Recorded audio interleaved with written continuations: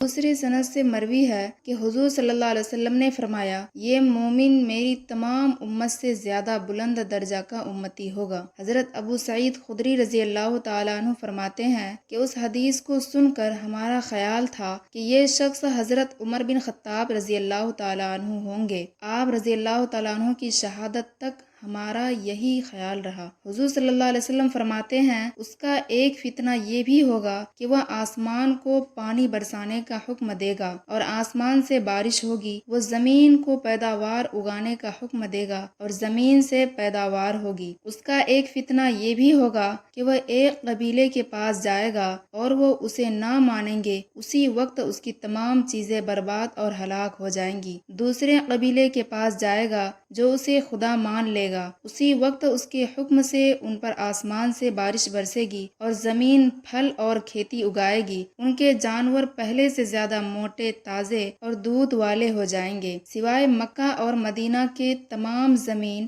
ممالک کا دورہ کرے گا۔ جب مدینہ کا رخ کرے گا تو یہاں ہر راہ پر فرشتوں کو کھلی تلوار لے ہوئے پائے گا۔ پھر مدینہ میں 3 بھونچال آئیں گے، اس وجہ سے جتنے منافق مرد اور جس قدر منافقہ عورتیں ہوں گی، اور مدینہ ان گندے لوگوں کو اس طرح اپنے میں سے دور پھینک دے گا جس طرح بھٹی لوہے کے میل کچیل کو الگ کر دیتی ہے۔ اس دن کا نام یوم اخلاص ہوگا۔